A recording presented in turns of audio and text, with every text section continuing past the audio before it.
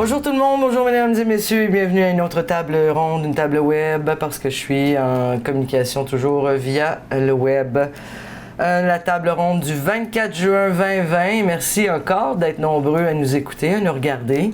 Aujourd'hui, j'ai une invitée de marque, c'est Geneviève Duval qui est directrice générale de Tourisme Prescott Russell. Merci beaucoup Geneviève d'avoir accepté l'invitation. Merci à vous pour l'invitation. Tout va bien là, chez vous là? Ah, c'est pas mal, c'est rock'n'roll pas mal. C'est rock'n'roll. Oui. Avec Tourisme Prescott Russell, on va parler un petit peu avant ou pendant là, la COVID. Qu'est-ce qui s'est passé? Qu'est-ce que vous avez fait de spécial? Comment vous êtes arrangé? Qu'est-ce qui s'est passé en fait? C'est sûr qu'habituellement, qu'est-ce qu'il faut comprendre, c'est que nous, l'été, on est, au printemps, premièrement, on fait beaucoup de salons à l'extérieur de la région. On fait beaucoup de salons à Ottawa, à Montréal, Toronto, Québec. Puis ça nous permet vraiment d'aller chercher les visiteurs de l'externe qui vont venir dans Prescott Russell pour faire différentes activités. Malheureusement, le seul salon qu'on a pu faire, c'était en février, c'est le salon du vélo à Montréal. Puis par la suite, à la mi-mars, tout chamboulé, tout a été annulé. Donc, on n'a pas pu continuer d'activités régulières. Puis ça a été comme le printemps en lien avec la COVID-19. Par la suite, l'été, nous, on est souvent dans des événements plus régionaux. Donc, par exemple, la foire de McKill, on fait le festival La Curve, on est plus avec les locaux. Puis dans le fond, il n'y a aucun rassemblement permis jusqu'au 31 août. Aucun événement dans la région du tout. Jusqu'au 31 août, c'est ça, j'allais vous demander, qu'est-ce qui se passe avec tous les événements? Il y a plein d'événements l'été. Tout est annulé, là. Oui, tout a été annulé.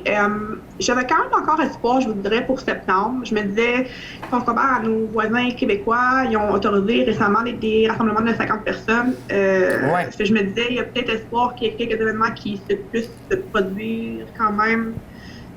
Mais voyez-vous, là, pour le défi Coureur des Bois, qui est habituellement à Rockland, a été annulé, repoussé à l'an prochain.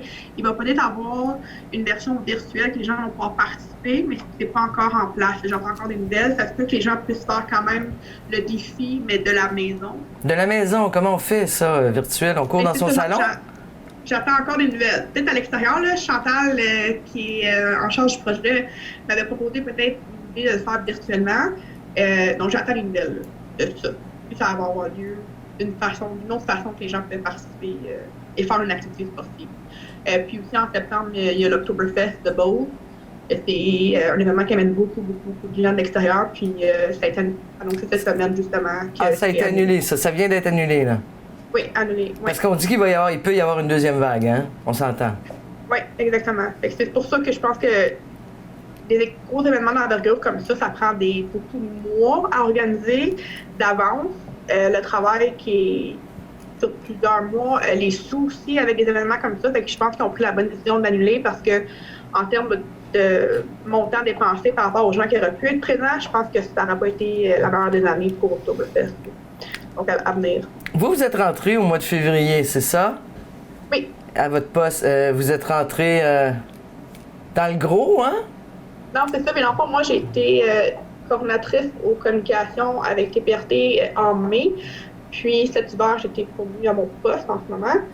Mais je ne savais pas que la crise s'en venait, je devrais dire, avec le coronavirus. Fait que j'ai vraiment essayé de pouvoir m'adapter rapidement au changement. Puis un des objectifs premiers avec TPRT, ça a été d'être présent pour les entreprises touristiques. Et je pense qu'on a fait un 360, on voulait vraiment appuyer l'industrie touristique au niveau des entreprises et tout ça. Ça a été très, très difficile pour les gens qui ont des entreprises qui étaient saisonniers. Qu'est-ce que vous avez fait? Vous les avez contactés? Qu'est-ce que vous avez fait? Oui. Quel était votre rôle? On a fait des contacts individuels avec l'entreprise, des appels. On a sorti des sondages. On voulait récolter les statistiques, savoir qu'est-ce qu'il en était avec la situation actuelle. Nous, on a environ 100 membres qui sont membres de TPRT. Donc, c'est quand même un gros bassin d'entreprises locales.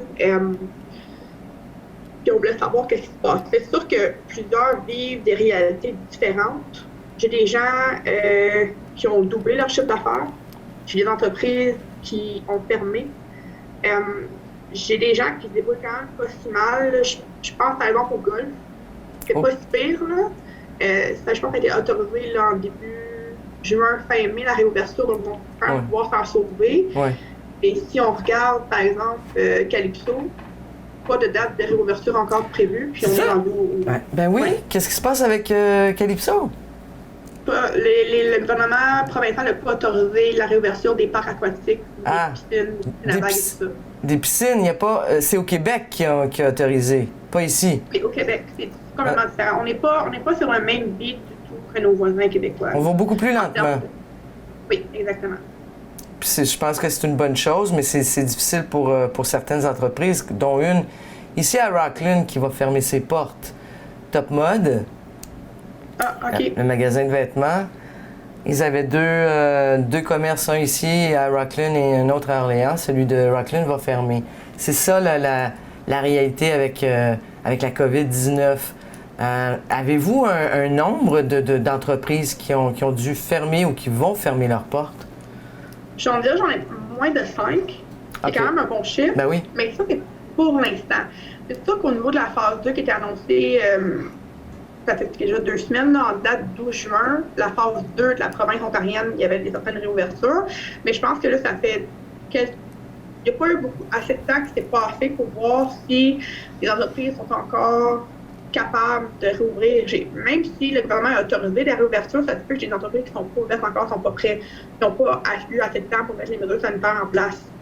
Donc, ça va être dur de savoir. Pour ça que moi, je me dis, par la fin juillet, on va savoir qui a réussi à ouvrir, qui est en situation financière plus difficile, qui a réussi quand même positivement à remonter son cash flow. C'est rendu, plus qu'on va avancer dans la saison, plus qu'on va arriver à l'automne, on va pouvoir avoir une meilleure image de la situation actuelle.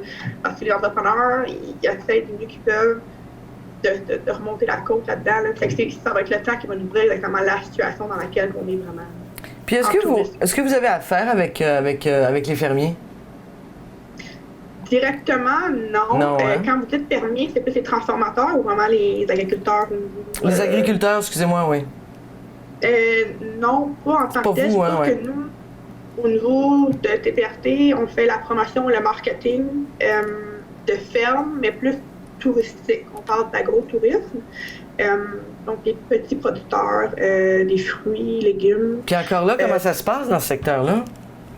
C'est difficile à savoir. Dans le fond, là, la saison des bleuets, des petits fruits arrive bientôt. Absolument, c'est en juillet.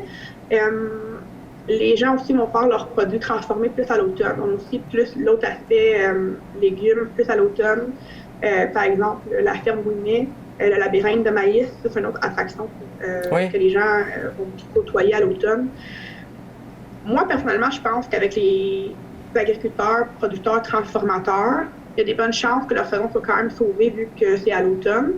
Puis eux, ils ont l'emplacement, ils ont les grands terres pour recevoir plusieurs groupes tout en respectant la distanciation sociale. Ouais, okay. Donc, ça m'inquiète un peu moins, mais encore une fois, ça va être de voir si les entreprises sont capables de recevoir autant de gens, puis dans leur journée d'ouverture, à cause des périodes très serrées. Les entreprises touristiques sont ouvertes 2-3 mois par année. Est-ce qu'ils vont être capables de recevoir autant de gens par jour pour rentrer leur chiffre d'affaires? Ça, c'est l'autre question que je me pose. Oui, parce que je pense qu'il y a beaucoup de gens qui vont rester à la maison, vont éviter de sortir. Il y en a qui s'installent des piscines. Alors, donc, il y a beaucoup de choses qui ont changé dans votre façon de travailler, dans votre façon de communiquer chez Tourisme Prescott Russell avec les gens. Est-ce que vous pensez que ça va vous amener une nouvelle façon de travailler, de voir les choses?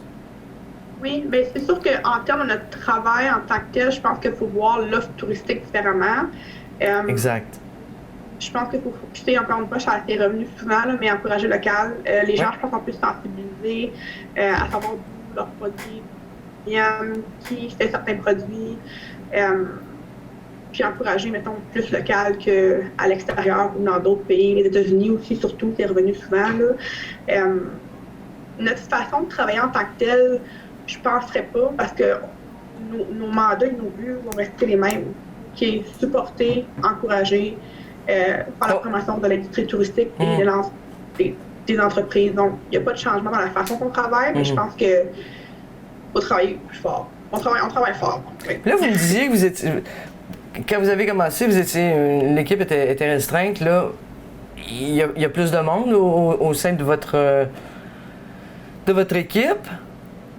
le travail peut se faire plus rapidement? Oui, c'est sûr que là, malheureusement, qu'est-ce qu'il y a eu à l'interne, c'est qu'il y a eu un retard. En étant une équipe restreinte, on a accumulé du retard. Ouais. Nous, avec la COVID, ça nous a permis d'un peu rattraper ce retard-là, être un peu plus à jour avec nos outils puis nos canaux de communication qu'on avait déjà en place. Puis là, on se prépare tranquillement à aller plus de l'avant avec un plan concret pour appuyer les entreprises dans la relance touristique. Ben alors, quel est ce plan de relance, là? Dans le fond, on a mis des actions concrètes. Justement, j'ai des rencontres prévues avec les entreprises. Moi, je veux savoir c'est quoi leurs inquiétudes. Je veux savoir est-ce qu'ils sont prêts à accueillir des gens locaux et de l'extérieur. Moi, c'est un peu ça, un de mes inquiétudes. Je me dis, est-ce que les locaux sont prêts à accueillir des gens de l'extérieur? Parce que vous, il ne faut pas oublier que le mandat de TPRT, c'est la promotion de la région pour les gens de l'extérieur. Ça, c'est important de rappeler notre mandat. Donc, moi, en termes de promotion, marketing, j'ai des plans pour faire des campagnes, mais plus à l'automne. Moi, c'est de m'assurer que les locaux sont prêts à accueillir des gens, qui sont à l'aise avec ça, puis que les entreprises ils ont standardisé les mesures sanitaires. Puis en lien avec ça, c'est que si je visite une entreprise touristique, puis le port du masque est obligatoire, tandis qu'à un autre endroit, il n'est pas obligatoire, moi, ce que je veux, c'est que les gens se déplacent, se sentent à l'aise, en sécurité. Puis une fois que ça c'est en place, maintenant, on peut faire la promotion et le marketing de l'industrie. Mais comment vous allez faire votre campagne? Est-ce que ça va être via le web? Parce que je pense que on ne pourra pas vraiment encore se déplacer, ou vous allez vous déplacer, ou ça sera carrément via le web? Je pense que le web, c'est notre meilleur outil. Peu importe si ça serait pré-COVID, post-COVID, on est rendu à l'heure du web. Je pense qu'on le voit aussi avec notre entrevue, justement, à distance. On fait les rencontres d'équipe. Toutes les communications sont rendues en ligne. Les gens sont beaucoup plus en ligne. On a vu avec certains rapports qui ont sorti que les déplacements, tout est enregistré via web. Les gens sont plus sur les médias sociaux, les gens sont plus sur les sites Internet, l'information est là. Puis je pense qu'il faut être rapide pour en prendre conscience, puis aller là où les efforts vont porter fruit. Donc oui, le web, surtout le web.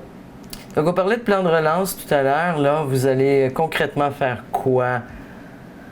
En termes de concrètement, dans le fond, moi, j'ai ciblé les rencontres avec les membres. Suite à ça, je récolte des commentaires. Je vais envoyer des sondages aussi aux gens locaux. Je vais récolter je veux savoir à quel point est-ce qu'ils sont situés dans la zone 1, par exemple. Est-ce qu'ils sont pas à l'aise du tout avec accueillir les gens? Est-ce qu'ils sont super à l'aise? Puis dépendant des statistiques que je récolte avec ça, moi, je peux enligner ou accélérer ou ralentir mon plan de promotion marketing. L'autre chose aussi, c'est qu'on veut commencer à offrir des formations d'entreprise. Quand je parle de standardiser l'offre touristique, c'est que je veux vraiment que toutes les entreprises, peu importe le secteur dans lequel ils sont, que ce soit hébergement, attrait touristique, des restaurants, je veux juste que l'offre soit standardisée. Ça, c'est beaucoup de travail individuel avec les entreprises. Donc, travail de s'asseoir, de parler avec les propriétaires, parler avec les entrepreneurs, puis voir comment on peut améliorer l'accueil, le service à la clientèle, les mesures sanitaires. Puis la meilleure façon de faire ça, c'est par suivi individuel. Par quoi, pardon? Par des suivis individuels. OK. Il y a un grand pourcentage de personnes qui répondent? Oui. C'est parfait. Oui. Parce que la région de Prescott Russell reçoit beaucoup de touristes. Oui. Dans le fond, si on regarde au niveau des chiffres, on parle de... Avec Calypso, les gros joueurs, c'est 1 million et plus de personnes qu'on accueille chaque jour. Parce que la localisation, c'est important de savoir que Prescott Russell, c'est vraiment entre Montréal et Ottawa. Ouais. Le nombre de personnes qui passent en temps normal, là, dans la période estivale, c'est un grand nombre de personnes qui vont arrêter soit la fromage de Saint-Albert, ils vont arrêter faire le circuit des pop silos, par exemple. Donc, il y a beaucoup de choses, beaucoup de gens qui passent sans qu'on le sache, puis ça. C'est des histoires qu'on doit compter. Faire le circuit de pop silo, ça c'est faisable. Ça, on dit aux gens c'est quoi pop silo? C'est une équipe qui vont peindre, qui mettent en vie des silos de la région, hein? Ce qui est absolument fantastique. Où est-ce qu'ils peuvent se renseigner pour voir le circuit? ces gens-là? Sur le site internet de PopSilo, tu as indiqué dans le fond les silos et les circuits à suivre. La map est vraiment très bien indiquée. Sinon, sur Facebook aussi, ils sont très actifs. L'autre chose à mentionner par contre, c'est que en ce moment, le circuit est considéré fermé, donc les gens ne peuvent pas débarquer dans leur voiture, mais peuvent le faire à voiture et admirer les silos de la rue ou de leur véhicule. Ben, on parlait de tourisme, il y a beaucoup de tourisme qui viennent ici, mais sans Calypso, sans tout ça, la saison va être un peu à la baisse. Je pense que ça dépend à quel point nos locaux peuvent faire monter cette baisse-là. Je pense qu'il y a beaucoup de gens de la région qui sont portés à aller au Québec ou même en Europe ou aux États-Unis dans leurs vacances, mais ces gens-là qui sortent habituellement, peut-être sont capables de faire la différence entre les gens qui ne pourront pas venir à Calypso ou ceux qui viennent habituellement dans notre région pour des gros attraits comme ça. Moi, je pense que j'ai confiance qu'on va pouvoir ensemble arriver à des chiffres similaires malgré tout. Ah ben, bravo. Alors, pour terminer, est-ce qu'il y a plein de choses qui s'en viennent, des nouvelles choses? Vous m'avez dit tout à l'heure en ronde. Oui, c'est sûr qu'on travaille beaucoup sur différents projets, mais un que je pourrais mettre en parle dessus, que je trouve que les gens, on ne pense pas assez, malgré qu'on vient de la région, mais la forêt La Rose, et on a des nouveaux sentiers de vélo de montagne, puis il y a beaucoup d'argent qui a été investi dans la forêt La Rose, puis en ce moment, en respectant la distanciation sociale et le COVID et tout, les gens sortez dehors, allez prendre de l'air. La forêt La Rose vous a plein d'options justement pour faire ça. Puis c'est un bijou. Il n'y a pas rien de similaire à la forêt La Rose ailleurs au Canada. Donc allez faire un tour. C'est un bijou, oui. On parle de combien de kilomètres de vélo? Par cœur, je ne saurais pas, mais il y a beaucoup de sentiers différents. Il y a les sentiers de vélo de montagne, sentiers de randonnée, sentiers équestres, puis il y a les sentiers aussi motocross. Ah! Il y a plusieurs options là, disponibles pour tout le monde. Donc, pour terminer, avez-vous quelque chose à dire aux gens à la maison? Encourager local. Voilà, c'était le mot, c'était bien dit, c'était le mot de la fin. Merci beaucoup Geneviève Duval d'avoir participé à l'émission. J'espère que les gens à la maison, ils s'inquiètent pas trop puis que vous gardez quand même un optimisme. Oui, très positif. Merci à vous. Merci beaucoup. Alors voilà, mesdames et messieurs, c'était à la table ronde, la table web avec Geneviève Duval, la directrice générale de tourisme Prescott Russell. Moi, je vous dis à la semaine prochaine. Au revoir.